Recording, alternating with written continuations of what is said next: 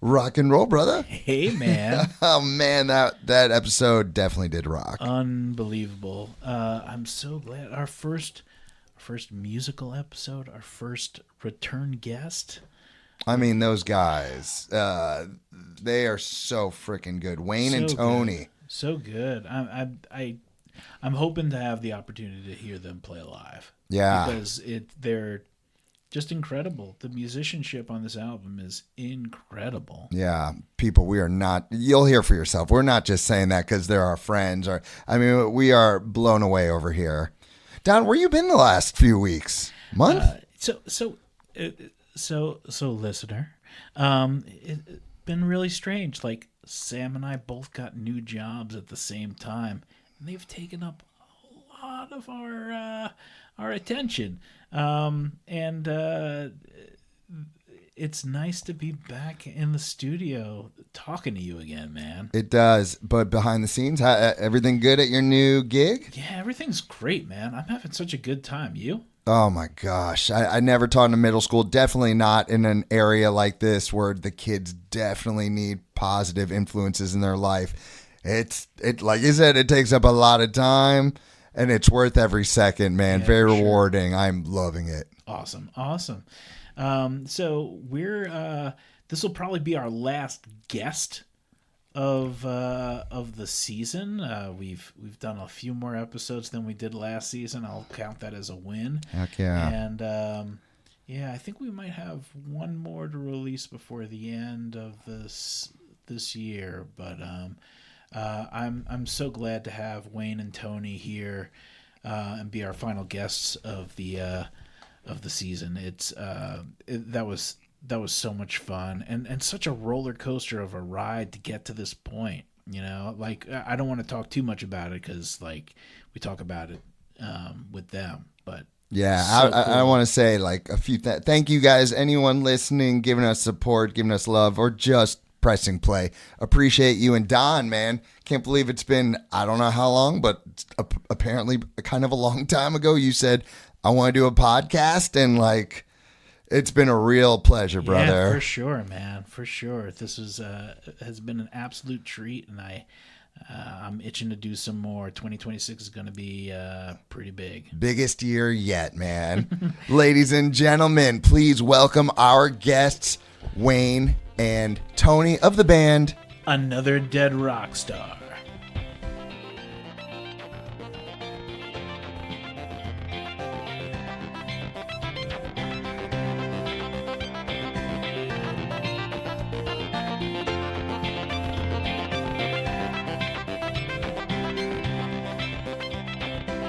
Mr. Don, the Swensonator. What's up, brother? What's going on, man? I'm feeling a little rusty. It's been a minute. And it has. I think the last episode we put out was maybe beginning of October. And Oh, September. my goodness. It's been a minute. You have a good Halloween? Had a great Halloween. Yeah? What were you? I was a Ghostbuster. Nice. Which one? Egon? I did Ray. Okay. Yeah, Not Ray too many stance. people rock the Ray. I enjoy a good Ray stance. Yeah, no doubt. I'm sure you rocked it. But, brother, I believe we are ending this season or coming to an end. I don't know if we're ending it, but we're coming to an end with the same way we started. Am I right? I think. I don't, were you the first episode that we had for the season? I was in August of 2024, I believe. Maybe So yeah, it's more than a year. Has it been that long? Oh, wow. Wow. It was Since summer. then, you've lost your eyesight. And, No, I lost it way before that. oh, that was way before that. Yes. Yeah. Well. Many years. Well, it is definitely great. You have a friend with you today, and we're going to talk about something that we started talking about. I think at the last. We covered a little bit podcast. of it, kind of a little bit of what we did with the hard rock band, Yeah. the hard original rock band back in the '90s. But we didn't cover anything with Another Dead Rockstar. I don't think we talked about that at all. I thought maybe I'm mistaken. I thought we had talked a little bit about it. Maybe it was after. I don't know. we've seen each other a couple of times since then. Sure, so art shows. The yeah, art yeah, shows. yeah. Don, I don't know how long it's been since you actually held one of these, ladies and gentlemen. I know it's a CD, man. We don't get gifts often, but we're going old school. We got CDs. This is awesome. This we is did so that awesome. on purpose. We put it out on CD on purpose so that you had a artwork and an actual something you could hold and look at and Visual. Inside there, Sam, is a booklet. And then the disc is on the other side. Oh my gosh, I miss this. I'm feeling so nostalgic. Speaking of nostalgia, can you explain to the people what is going on with the artwork when you first opened? Before we do that, let's introduce Tony here. Like, we heard a faint voice in the background. Welcome, Tony. Thank you, Don. Thanks for having us. Yeah, I'm looking forward to hearing about how this all came together. So how long have you guys known each other? Well, Tony's better on the dates than I am. You came down. We had one singer, and the singer was replaced. With Tony. So Tony came down, and that was what, 94? October 94. Yeah, so 94. We've known each other. Since 94. So I answered an ad in the Aquarium newspaper. Yeah, the newspaper. Wait, you guys did it like paper? Motley Crue style? You guys were looking for bandmates through the newspaper? Well, that's all you did. You didn't have anything else back then. So a lot of people did that. You had music want ad papers. It was called the Aquarian. It was also called the East Coast Rocker. I don't know if there was two different. There were like two different areas, but they were with the same publisher, but there were two different ones. And that's where you put your ads in. That's where you're putting ads in for musicians. And what do you do afterwards? Do you have like tryouts? Do you just meet them and get a feel? Well, what happened? There was old school. People called you up and they bullshitted you and told you how good they were. And then they came down and they sucked. But you did that all on the phone, so that's the only way you knew was when the rubber hit the road, when they would come and show up and not be able to do what they claimed they could do. But Tony actually could. Tony was, because we were in a bind with it was BAB by then, right? It was Bolt Action Belief. It was originally called Starkweather, but we got in a problem with another. That's what we discussed. Okay. We got in a cease and desist threat from a lawyer because there were two bands, one operating in Philadelphia and we were operating out of Red Bank. Yeah. So that's when we changed the name. Our trademark attorney said, change the name to something no one else will take. So what we thought of was Bolt Action Belief. Mm-hmm. It was one we were way ahead of the curve on like your website addresses, because it was all one word. Okay. Yeah. So in '94 or late '94, we changed it to Bolt Action Belief, and that's where Tony came in with where we had the hard rock original stuff that we played all over the place. So Tony came in as the replacement singer. We were behind the eight ball with the situation at the time. We had a bunch of bassists to play, and he was a great replacement vocalist. And what was that like for you, Tony, coming into a band that's sort of been established? Well, I was looking for something that was, original, because I had done the cover band scene for, so many years. So it was like, when I saw original hard rock band, I think that was how the ad was worded, looking for a vocalist. I called the number, and I think I spoke to either yourself or Wayne or Jim. No, I spoke to you. You spoke to me. Yeah, and then we arranged a date to come down. It was midweek, and I was teetering back and forth whether I should come down or not, because I've been, disappointed so many times in the past, and I was like, why not? And here we are, 31 years later. Wow. So I'm glad. We had some musical adventures with things, and that Bold Action Belief lasted for a little while. Then everybody got tired of doing it. It just got kind of because we got to a point where we almost got signed by a small independent label, and they went with somebody else. And everybody got disappointed after that, and pretty much they gave up after that, because they were like, "Hey, this is as far as we're going to get." We had wind in our sails, and now it's gone, and that was it. So it kind of petered out somewhere around '97 or so. I think '97 was the end of that. Were you guys playing shows? Yeah. Oh yeah. Yeah. We're playing all types of shows all over the place. In support of of acts, we were opening. Stone Pony, Yeah. Fast Lanes. You didn't do Birchill stuff with us, right? Once I did Club Benet. All these places are long gone. Mm-hmm. Yeah. But it was a fun time.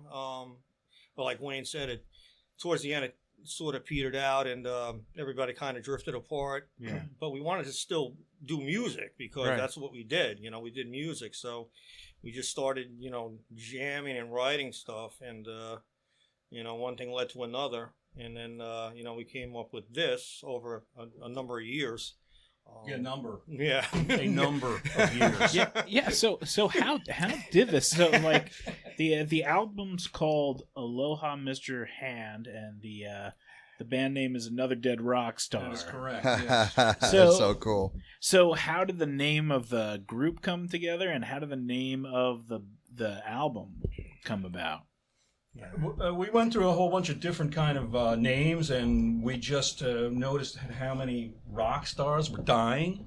So we just used that name, Another Dead Rockstar. It started as a joke. We really didn't think about it. It was like, it's a pretty cool name. Now, I will tell you right now, I'm sure there are numerous other bands with that name.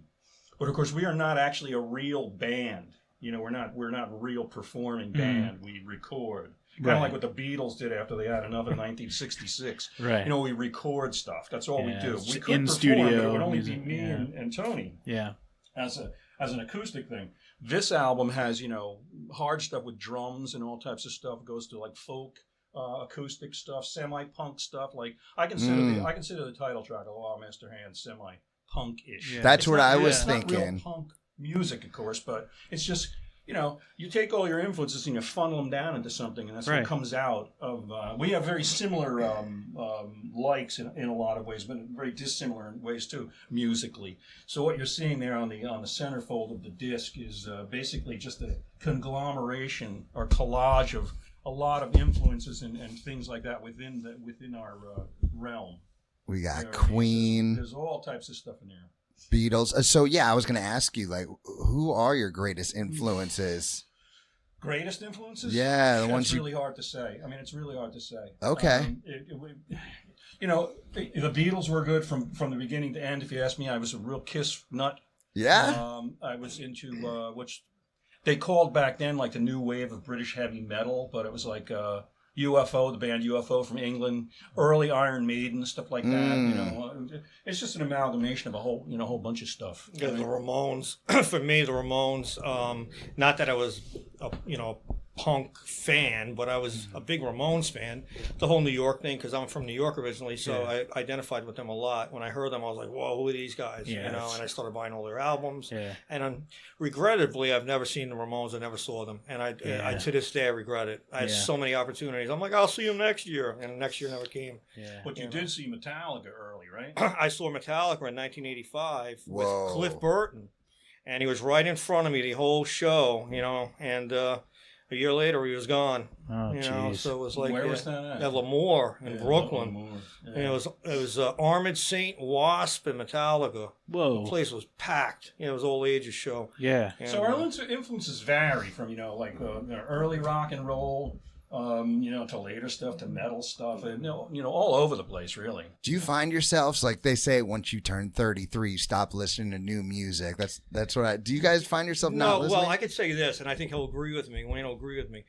I have a habit of being stuck, like listening to older stuff, and Wayne turns me on to like newer stuff he had in the past. Like I was always listening to like older material, and when he's like, "You gotta listen, you never heard the Foo Fighters before?" I'm like, "No, who the Foo Fighters?" Well, I turned on the Caius. Caius? Caius and Fu Manchu. Fu Manchu. I'm like, who? What? So Wayne, and that's some badass shit. That's really good music. But Wayne was, always turned me on to stuff that I had not heard, because I had tunnel vision. I was always listening to, Judas Priest, Iron Maiden, the Scorpions, the Ramones, blah blah blah, and I was kind of stuck in this. Although I branch out and listen to a lot of different stuff. I mean, but he would always turn, "Have you heard this? Have you heard that?" And I'm like, no. And he would always like, "Man, you got to listen to some other stuff, man." I still listen to new stuff. Yeah. A lot of new stuff. What do you like these days? There's an album that I was really totally surprised by that came out last year by a guy named Shabuzi. Shabuzi? You know Shabuzi? No, I wouldn't forget that name. Well, he put out an album, I think it's called "Where I'm Going Isn't Where I've Been." Okay. And he's a black dude. I think he's into like rap and stuff like that, but he did this entire acoustic album, and it's awesome. It's unbelievable. I just happened to I found it at a thrift shop. Someone just gave it away. But I mean, that's like one of the most interesting things I've heard within the past year. I mean, it's really, really good. I like Ghost. Are you familiar with Avatar? Just the movie. No, not the band. No. He's like a kind of like like the son of Marilyn Manson. He does like the Marilyn Manson shtick, but like much more aggressive, I guess. More aggressive. Yeah, than Marilyn Manson. Whoa. Yeah. So you like it heavy. Well, I like all types of new stuff, but that's just some of the stuff I've been listening to. I have the advantage of having a thrift shop where I work, and everybody gave up their CDs, so you can get CDs for $0.25. Yeah, you know what I mean. Yeah. So you can get anything. I mean, you get a music education for pennies on the dollar, and I just bring all these discs home and listen to them, and a lot of stuff is newer, older, all types of stuff. Yeah, right on. Yeah. Man, I'm kind of stuck in that where like I end up listening. I'm like you, man. I'll start listening to the stuff I listened back in high school, college days. But I gotta say, I was working out. Don sent me the tracks, and what was it? Undertaker's Smile. I was getting my workout in. That was one of the ones I recommend. Then Don asked for 3 songs, so that's some of the heavier. Yeah, stuff. that's a tune Wayne wrote and composed, all by himself, and it's an awesome song. Yeah, really good. That's all me. Really? There's nobody else on. There's that no track. band. That's what Wayne's the band. What are you playing in that? Everything. It's everything. It's the drums. It's the bass. It's the guitar. It's the lead guitar. It's everything. It's everything. Yeah. When I first heard you singing in that, you know who it reminded me of? Not that I'm saying you guys sound like them, but your voice in that track at the beginning, it reminded me of the dude from the Cramps, kind of. Oh, really? Yeah. I listened to that and I played the Cramps. I was like, yeah, it is kind of similar. But I was rocking out hidden sets to that song. That was good. Well, thank you. Yeah, I mean, we tried to give a little bit of everything on it. Like I said, the album took like 9 years to complete. Whoa! You know what I mean? Because we were back and forth with life's little problems here and there. When things you have to do and you have to move and you have to get other jobs and you have misfortunes with divorces and all types of things, which what do they call nowadays life events. Yeah. Life gets in the way. That's why it took so long to do. It's just two guys basically. Yeah. So Recorded at multiple locations. Yeah. We went from one place to another place to another place to another place. So different timelines over the years, so it was a variation of, a lot of our influences. The album it's a diverse album with different sounds. I noticed that just from the tracks that you sent over, like it's a bunch of different styles involved there, and like each one is just fantastic. Well, thank you. Appreciate it. Yeah, thank you very much. I wanted to give you something that had a little bit of aggressiveness to it. I wanted to give the title track because I think that's an important thing. Now that was the first one that you wrote for this project. Is that true? Yes. Okay. Yeah. So how did that come about? Oof. How did the theme come about? Well, I guess the how did the song come about, and like what was the jumping off spot? Tony wrote the guitar parts. Okay. I think I contributed to some type of a change within the song. Right. But the song was is basically lyric wise. It's weird. It's about a false street prophet. Okay. Okay. And this all came about. I was in, oddly enough, this is a strange story. I was in Boston visiting the MFA. And I was out in the streets, in Boston, and there was some kind of a demonstration going on, some type of whatever, I don't recall. And there was a guy dressed as Jesus. And he had a cardboard cross, a big crucifix, but it wasn't cut out. It was, 3-dimensional. Okay. It was just boxes, like Lego, it was just cardboard boxes all nailed together. Yeah. And he had to go up and down these stairs while all these protesters were going, and he had a tiny a wheel on it, like a wheel from an airplane. Yeah. So I'm thinking, man, he's got this cross, and that just, if you look at the lyrics, he talks about the cardboard cross. But basically, this song is just about it's about somebody observing a guy who was a false prophet, and the guy was observing, says, I don't want to be like this.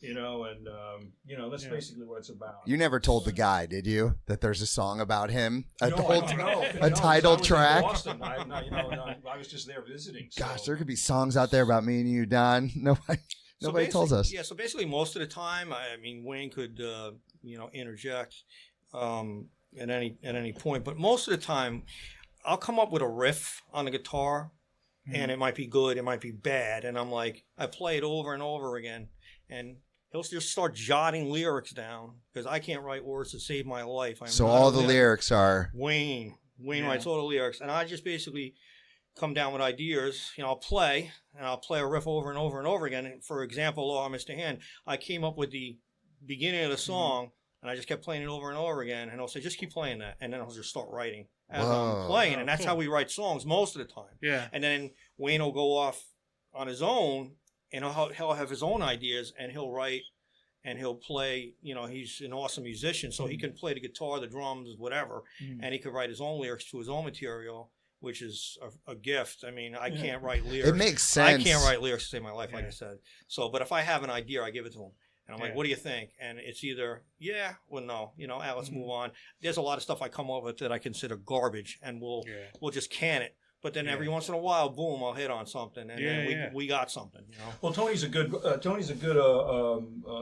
for arranging rhythms and all types of like verse music and things like that. Good in changes, sometimes simple, sometimes a bit complicated. It's easy to write to though. Yeah. But he does a lot of the guitar writing on this album is from Tony, who really isn't technically, doesn't even consider himself a guitar player. No, I'm not. I'm a horrible guitar player. No, I'm a hack. I'm not a guitar. Not only did you write the stuff, he performs. With the that's you playing on Aloha Mr. Hand, right? The electric guitar. That's you. Yeah, I'm playing. Yeah, but I don't consider myself an accomplished guitar player. I took lessons like twice. I hated it, so I taught myself years ago. I was like 16 when I picked up the guitar, and I just taught myself how to play. And there's a lot of stuff I can't do. But I mean, I think I hold my own, and I come up with good ideas, and then a lot of times we have to clean stuff up. But I mean, giving him stuff to write lyrics to, I mean, that to me is very satisfying that he could write words to my ideas. So I feel like Wayne has got that skill. Like on his artwork, he puts words on it that you just think. Yeah, it all comes from that kind of thing. Yeah, however it is, I don't know how it comes. Like I said, when we did the other podcast, then I spent a lot of time in the library reading as a kid. So I was very close to words and literature and all types of stuff like that. Even when I was little. So. It just comes easy to me. The lyric writing stuff comes easy to me. It just comes to you. You got that muse. Yeah, we're working on a new album now, and God help us, it doesn't take 9 years. We'll be in the assisted living. Rocking out. Assisted living. Where was I going with this? I forget what I said. I don't know. We were talking about New album. Oh yeah. The amount of lyrics, the tons and tons of lyrics, just sheets and sheets of shit that we don't use. Do you write sometimes without even having a song in mind? You just start writing lyrics. Yeah. Do you ever bring that to Tony and Tony starts creating something based off the words? No. I'll present him with music. Usually it's guitar. 99% of the time it's guitar, and I'll be like, what do you think of this? And I'll be like, interesting, keep playing. Like I said, keep playing. And then he just starts, as we're sitting together, he'll start writing, and he'll cross it out. I don't like this, and he'll, and it's just all a process, but that's how we write. I mean, just basically sitting down together and just, me personally, I don't like to force, because if I force myself to write a song, usually you don't come up with something. It just comes out naturally. I'll pick up the guitar and just start strumming, and I'll be like, oh, what's that? And like that happened on a couple of occasions with Aloha Mr. Hand. We were busy recording something else, and I picked up the guitar and I had something. I'm like, Wayne, what do you think? He's like, record it. And he had a cassette recorder, and he hit the record button. Now it's actually turned out to be one of the songs on the disc. Yeah. But to your central question, Aloha Mr. Hand was the first song for the album. Yes. And then after, there were no other songs except Aloha Mr. Hand. There were no other ones. And then from, it was like 2007 on was when the rest of the album was written, up to 2011 when it was finished. So yeah. So the concept was for Aloha Mr. Hand, because basically that's some kind of a image that we copped from some guy who had a T-shirt, and we really liked it. But hey, he stole the Santa Cruz. He stole the Santa Cruz logo. I knew it looked familiar. But the Santa Cruz logo was stolen from somebody too. but I can't remember who it is. Yeah. Everything's borrowed and then Yeah, borrowed yeah. again. A lot of it is. Free domain, baby. Yeah. And what about the back where we've got this X-rayed skeleton with a cigarette that is not X-rayed? That's Tony's. That's Tony's work there. Yeah, it's something I borrowed. And they'll never know.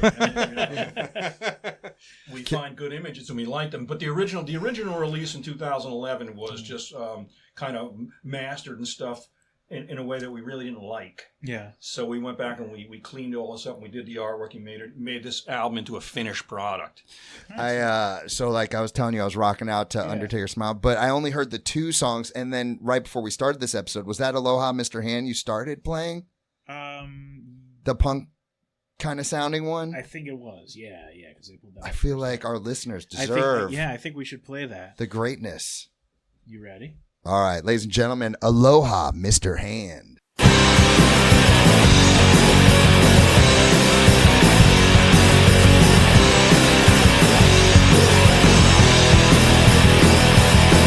So you think I got a price? You better save your fucking money, 'cause everything you bought you is lame. You act like Jesus Christ, and I think it's really funny, 'cause you never sacrifice your game. 1,000 years as someone else. When will you tears be for yourself? Fools are wasted. Lay your free head. Walking through the rocks, rain. Washing your feet up on South Street. Practicing your luck, pain. You can lie down in your grave, or you can rise and catch your wave. Rise! Aloha, Mr. Hand. Aloha, Mr. Hand. I know you'd understand, so I say, Aloha, Mr. Hand. I know you got a price between the miracles and money, but how do you justify the end? When he fails you, they'll just nail you to your cardboard cross again. There ain't no one left to save. Now you rise out of your grave. Rise! Come on, rise! Aloha, Mr. Hand. Aloha, Mr. Hand. I know you'd understand, so I say, Aloha, Mr. Hand.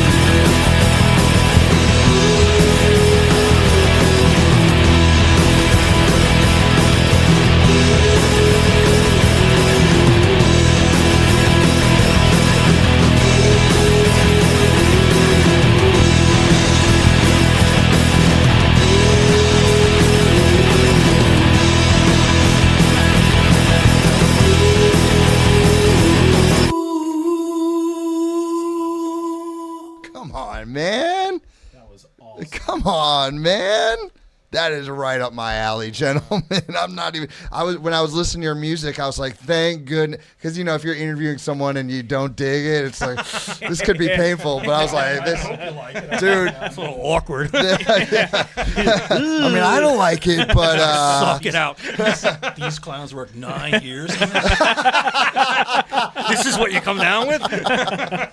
dude, how about Awesome. when your feet fail you, they'll just nail you your to your cardboard cardboard cross On the again. Boston trip. So good. So he fun. He had to have a He had to have a wheel to carry the crucifix. Every cross should, yeah. Wow, awesome. So you said you played like 99% the guitar part. What is the other 1%? Well, I mean, are you as far as the album goes, or the song you just listened to? I play all the guitar work. Okay. It's not much. It's only just basically a rhythm guitar. There's no lead.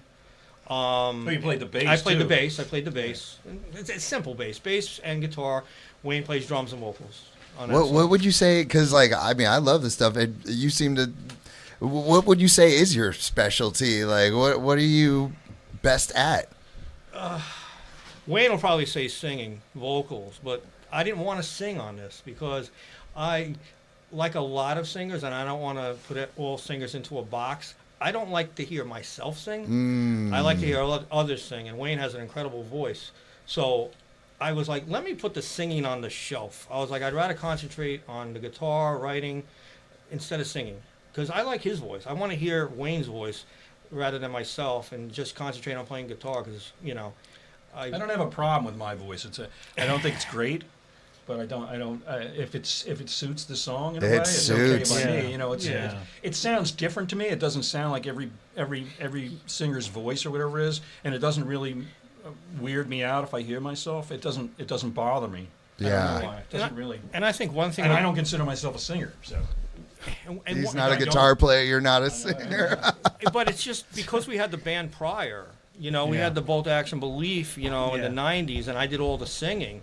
And it's like, I just wanted to take a break from that. You know, I just wanted to do something different. Also, you didn't do a lot of writing or composing in Nothing. in Bolt Action Because Belief and stuff. in Bolt Action Belief, we had two incredible guitar players. You know, and I could never play. Those guys are incredible guitar players. I could never play like those guys. So I was the vocalist. That was it. So now that we're doing our own project, we've been doing it for a number of years. I want to play instruments and kind of put the singing, you know, on the back burner. Would you be okay if we played something with you singing on it? It's Dread. Oh, absolutely. Absolutely. Not from the album. This Not is a from, different. this is not from the album. No, this is from Bolt Action Belief. That's the Dread song. Oh, okay. No, I haven't heard Tony sing This yet. is recorded in 95. Oh, wow. So 30.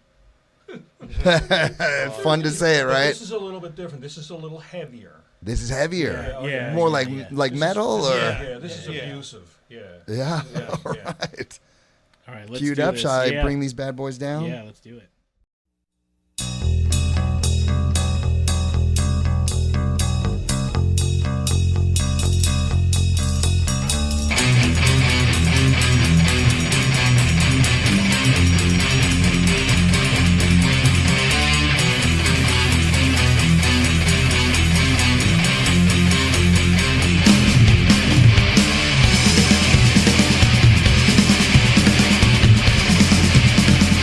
Thank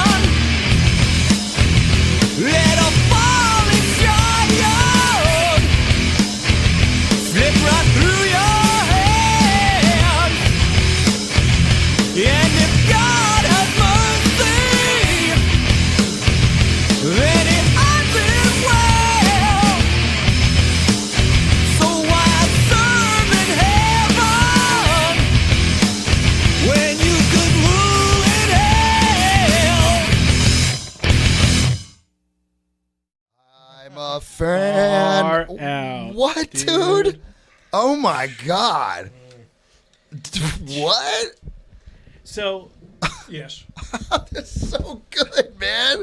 Oh my god. So this is what year did you record this? 95. So this is 95. So like, so what's it like? I guess listening to it now. Was it 30 years now? Yeah, 30 Well, something.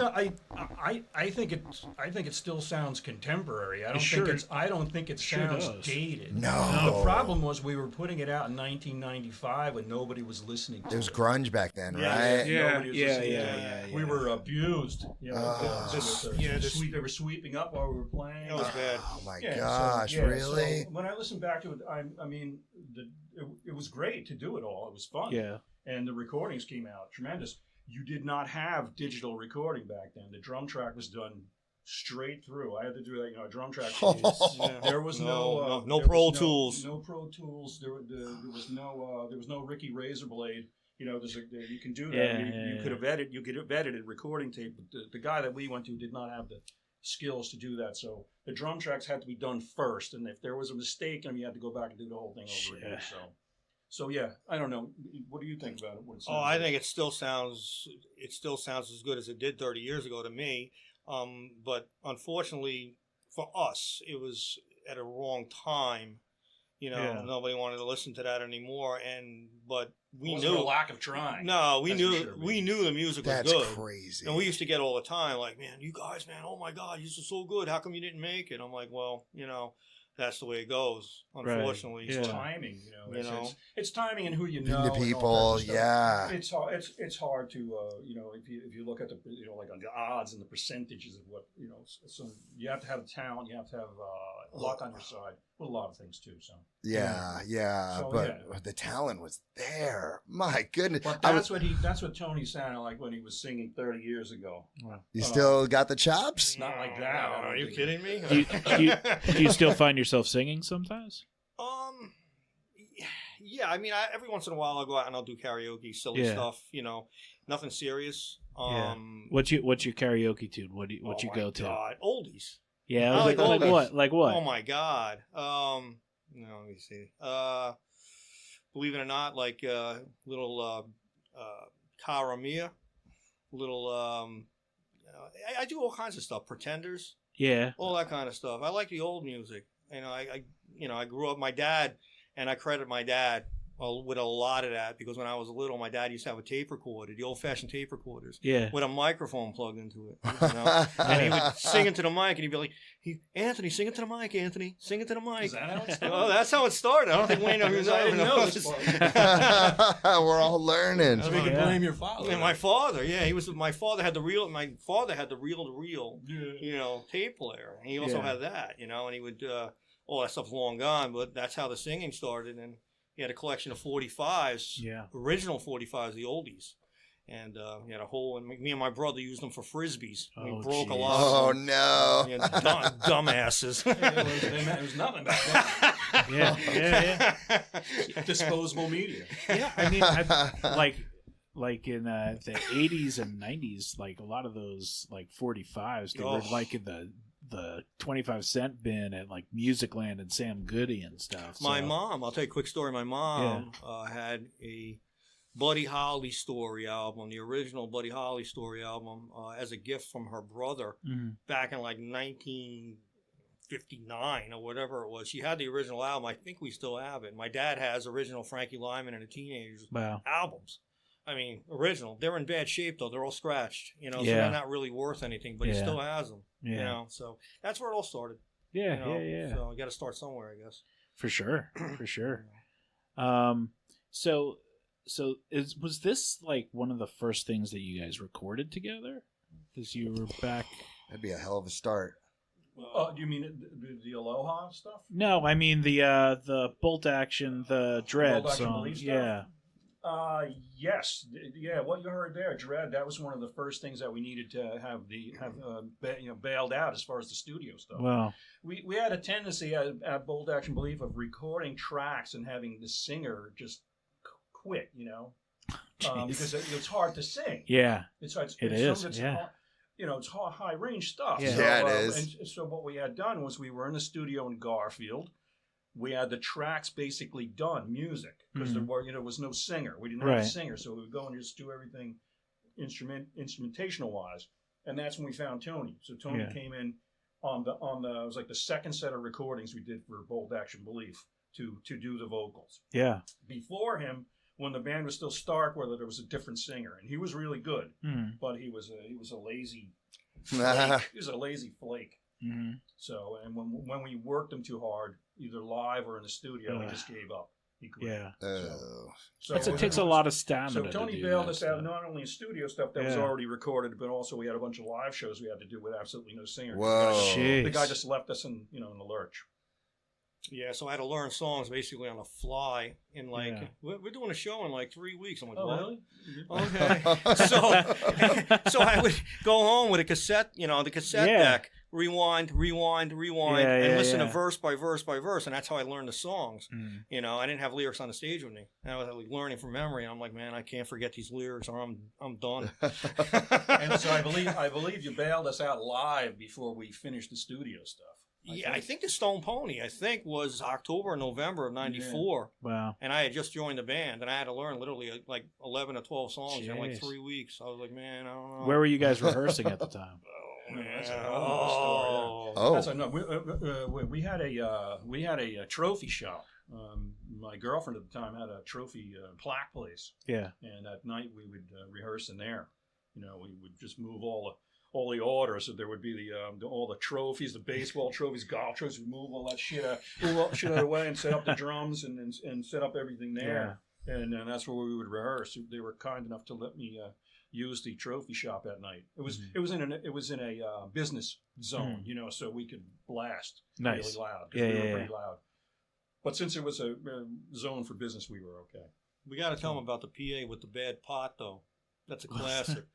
We had a PA system. Yeah. And it had a bad pot. The volume pot. Yeah. Don't touch the main. I mean, he would say it over and over again. Don't touch the main. Don't touch the main. You can touch the main on the channel, but don't touch the main. It would sound like an explosion.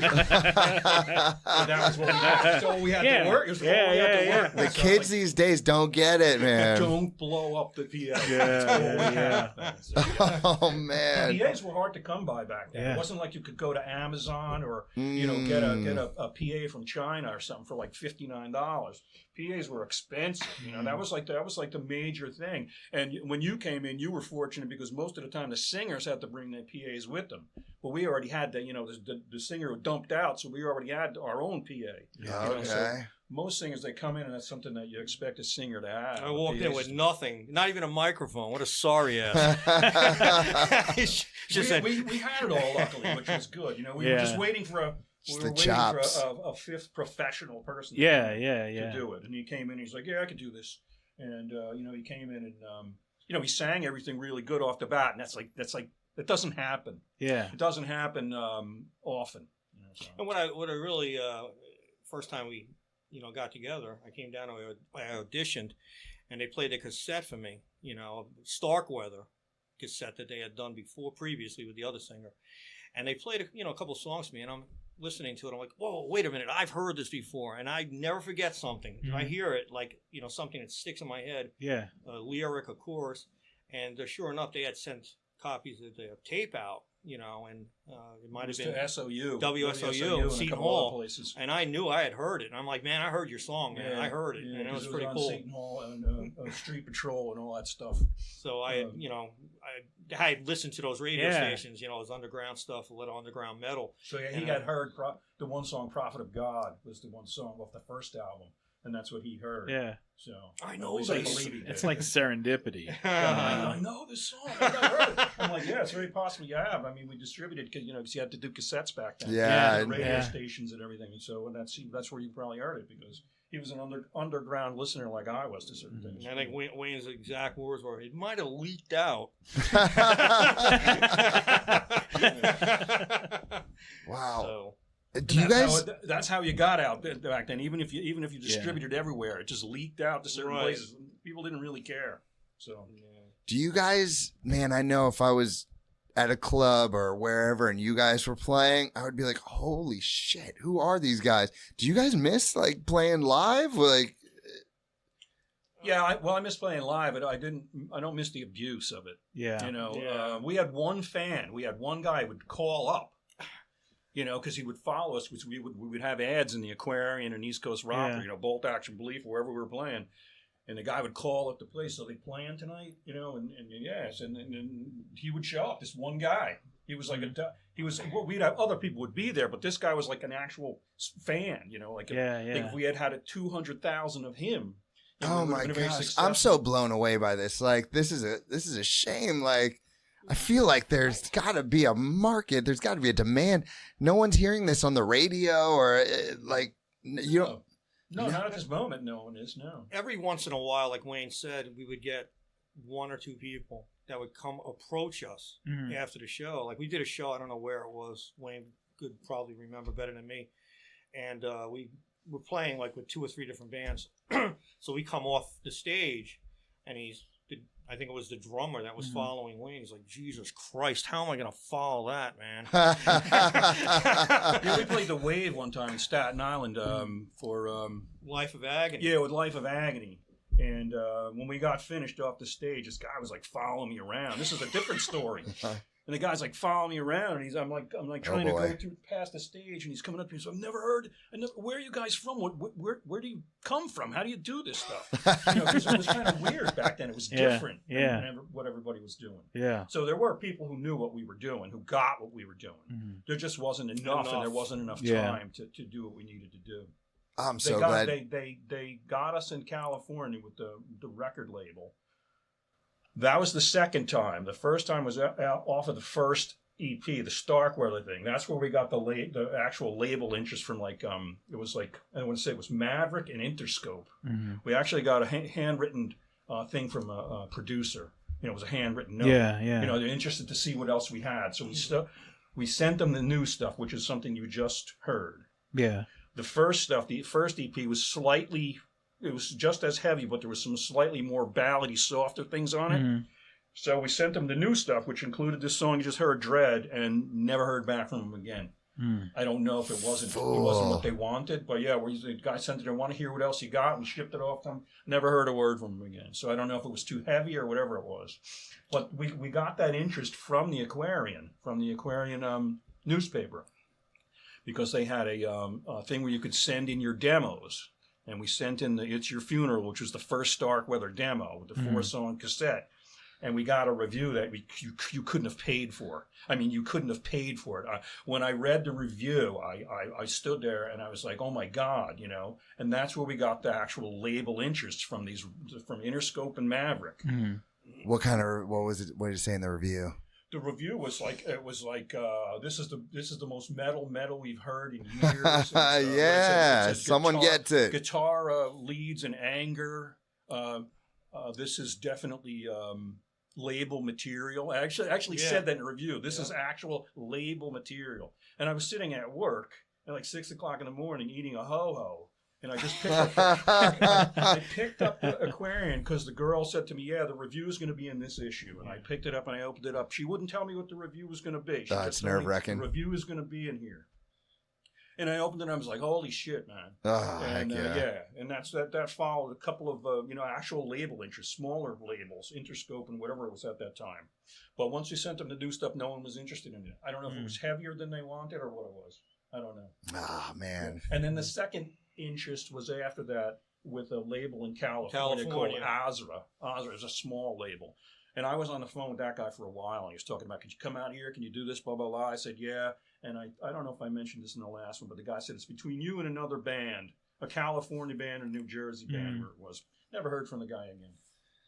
So 2 times we had close to getting something, but that's why we produced everything ourselves after that. Yeah. It's free. How exhausting is it playing a song like that? Like that last one we just heard? Like, that seems intense. Well, I think it's more exhausting for the drummer. I was going to say, it was a lot easier in 1995. In 1995, I was how old? I was Wow, man, I was 32. Yeah. So I was 32 years old in 1995, so it was easy to play. Because we were rehearsing twice a week doing it, and then we would go and do the shows. Yeah. So you were Get a doing lot of reps. shows, and you got used to it, just like anything else you get used to. Now that song, playing it now at 62 years old, I'd have to try it and see what happens. But there's, like Lars Ulrich and everything now, he plays everything with more of an economy of movement because he's basically the same age as me. Yeah. And you can put. What do you mean? He like spaces things closer?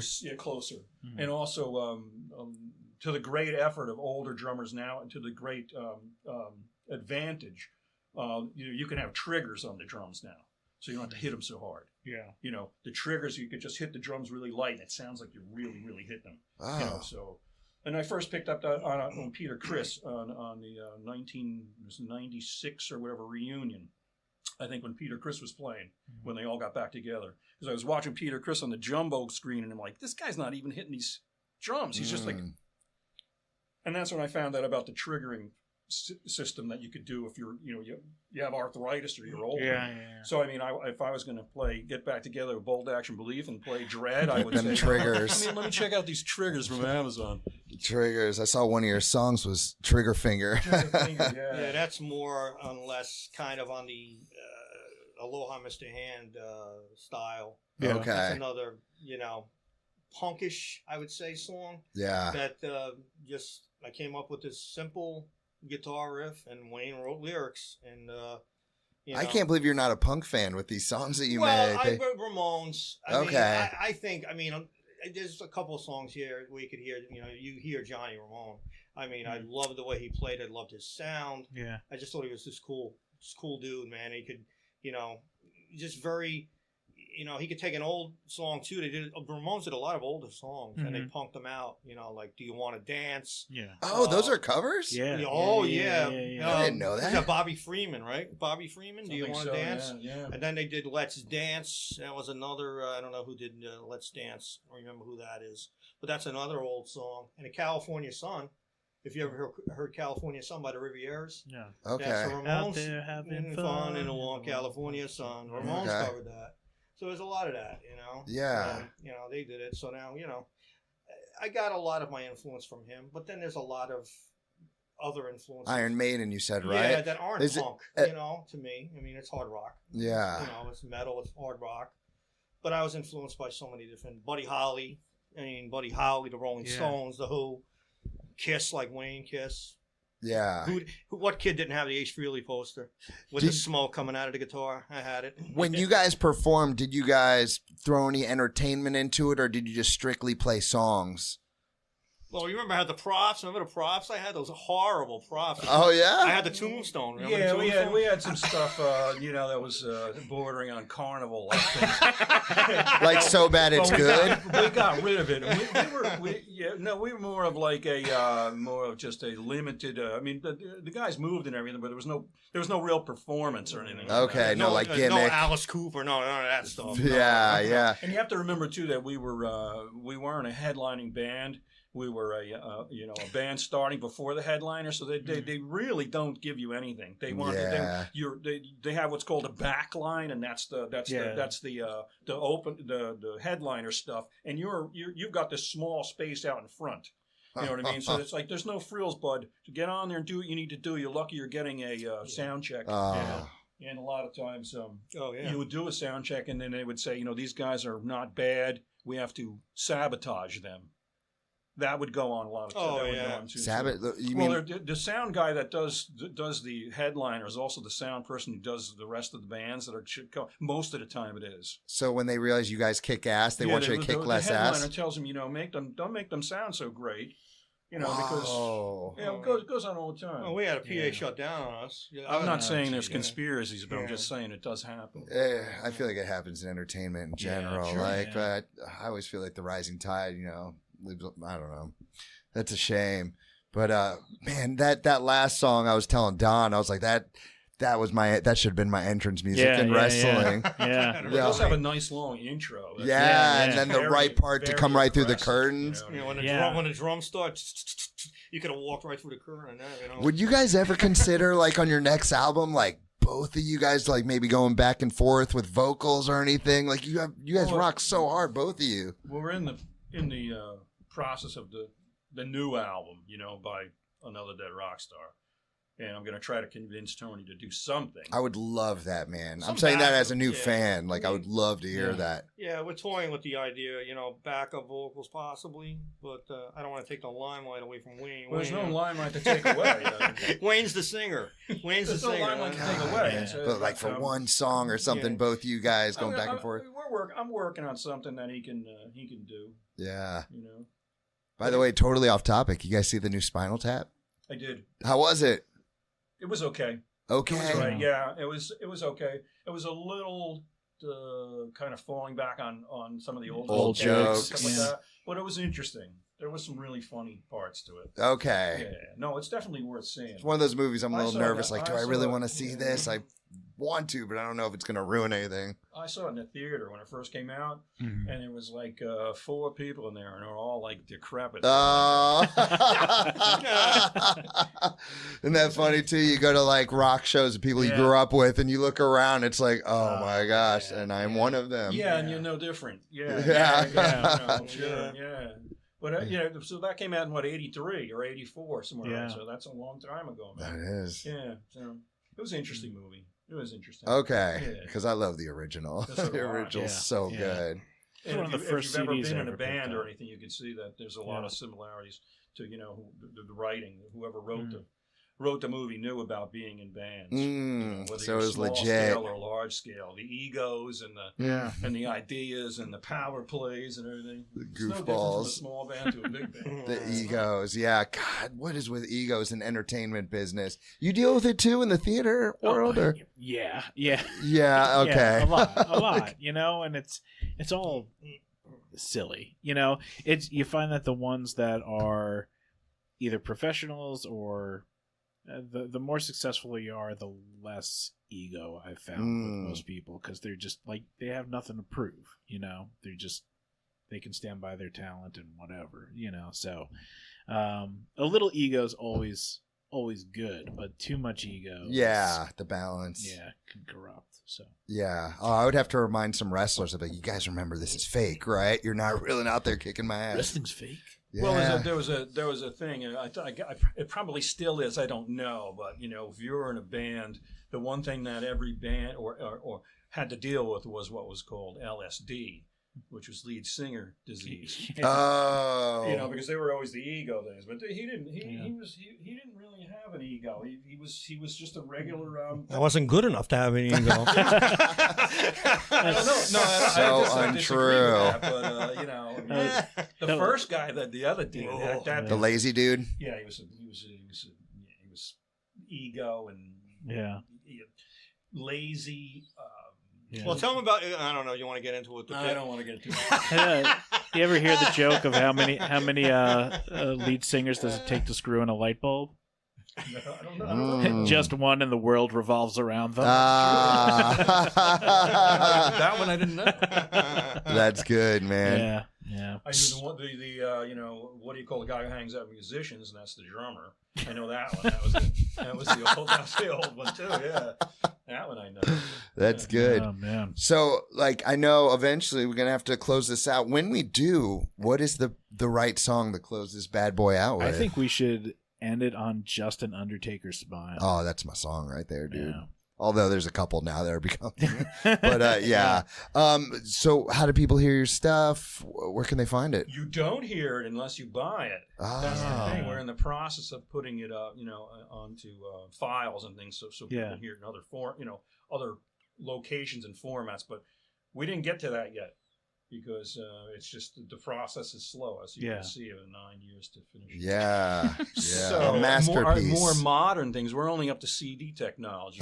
We were arguing the other day about putting it on 8-track. Bring it back, man. Bring it back. Pretty soon you'll be back to vinyl like everything else. Well, there is an Aloha Mr. Hand coming out on Yes. vinyl. Oh, what? All right. The only problem with that is if you put it on a single record, it sacrifices the quality, because the album is like 56 minutes or so, and the album you can only get like 42 minutes on a regular album. It's like 17 minutes per side, or 18 minutes maybe, before it starts to deteriorate.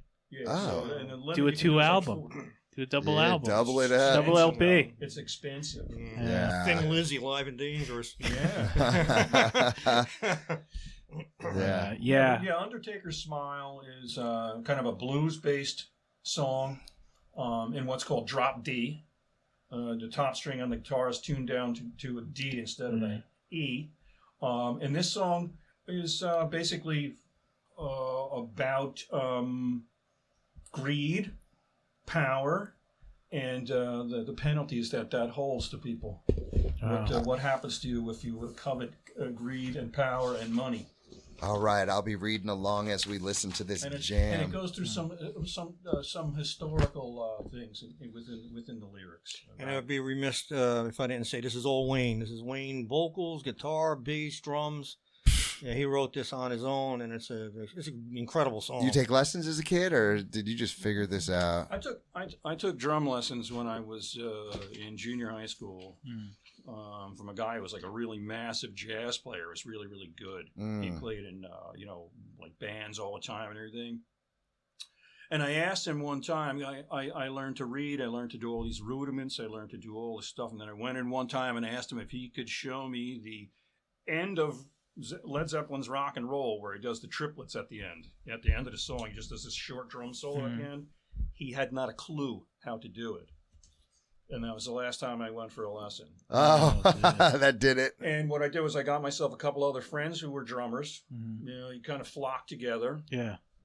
And we all taught ourselves by listening to albums. What we could do back then is you could take the turntable. Some of them you could actually detent it, so it didn't turn, it didn't spin, and you could slow it down and spin it, with your finger, and you could hear exactly what was going on. So that's how I learned how to do the end of Rock and Roll, by listening to it really slow. You didn't have the advantage of going onto YouTube to see what John Bonham did. You could just did. chat GPT it now. You can't get it all. You couldn't do anything. You had to rely on your wits and some type of way to actually. That's how the first guy I played with in a band out of high school. That's how he learned all his leads. Like Rush leads. And you could take it out of gear and just slow it down. And then what he would do is he would put it onto a cassette tape. The cassette mechanism was in the multiplex thing, with the turntable and cassette player. And he put the cassette on to record, so it would record the album. And he would slowly turn it when the lead section came on, so it would be slower on the cassette. And then he would listen to it on the cassette, where you could hear every little finger movement the guy would do. But it would be a lower key, of course. And he just shifted up. Oh my God, that's brilliant! I never knew that. These are the things you had to do. These are tricks you had to do back then. You couldn't go on YouTube and find, a guy that's going to say, "Yeah, here I'm going to teach you this, but first I'm going to make you feel like shit to show you how good I am." I hate that guy. Well, man, I'm so glad you guys are still at it. And thanks for coming back and sharing this album. I appreciate you guys getting us on. Thank you for having us. Appreciate it. Is actually going to be the last show of the season, or are you thinking about we might have one more, but it's going to be like I think you're the last interview guest of the season. Oh, cool! Finishing strong. Yeah, for sure. Well, I feel like Buddy Hackett from the Tonight Show too. I'm actually a return guest. I think you're our first return guest. How many time you guys are doing my cigarette. So maybe we'll see you on season 3. I mean, you're the first musical episode, first return guest. Is this the first thing you've done where you've actually had music? Yeah. Oh, that's cool. Yeah. Well, we do appreciate you having us here. Absolutely. Just tell a small amount of our story anyway. Dude, Don knows this. I'm very positive about a lot of things, and I compliment. I am not blowing smoke. You guys are freaking. Sorry, what can we say? We can say anything we want to. You're fucking awesome, gentlemen. Thank you so much. Yeah. Thank you so much. Appreciate that. All right, Wayne, Tony, let's. We're gonna kick it off. Thanks so much, and here's just an Undertaker smile.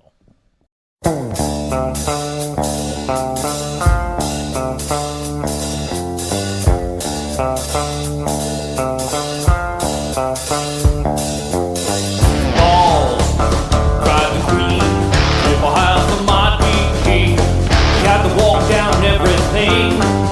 as they led her to the guillotine.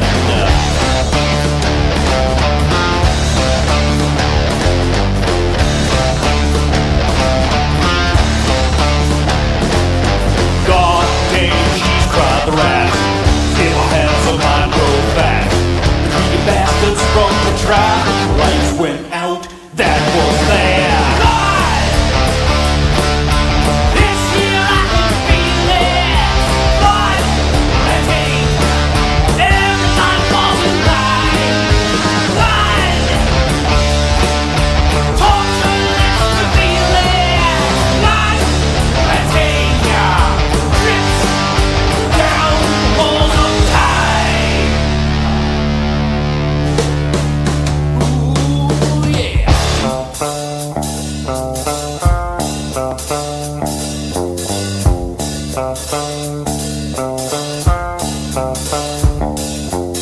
The king of pops turned ghost into more from an overdose. Do the opposite of what you said.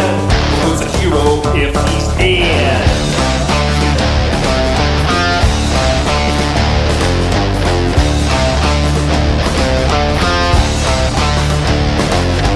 Jesus Christ, cried Pilate. Say the world's gonna be no violence.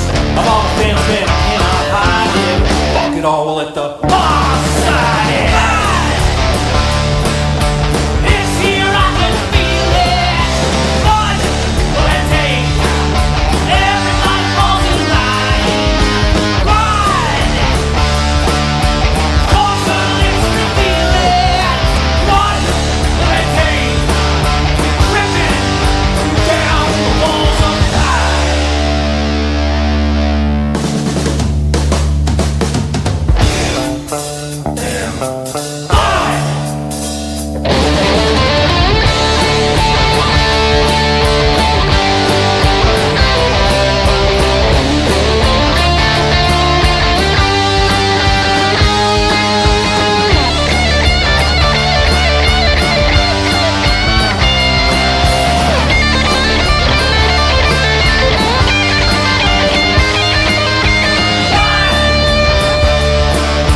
This year I can feel it. Blood and hate. Every life falls in line. Blood. Torture lips to feel it. Blood and hate. Dripping down the walls of time.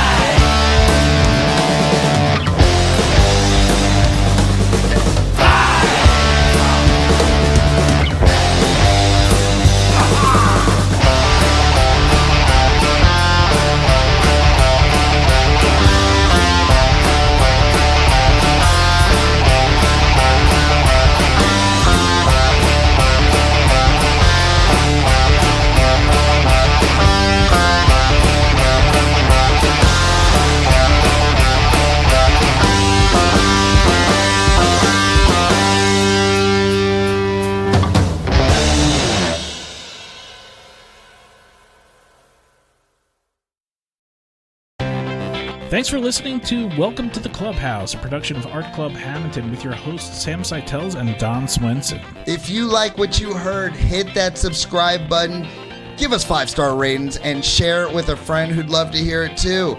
It really helps us grow, and not only that, it makes us feel all warm and fuzzy inside. So fuzzy. Until next time, keep creating, stay curious, and catch you on the next episode.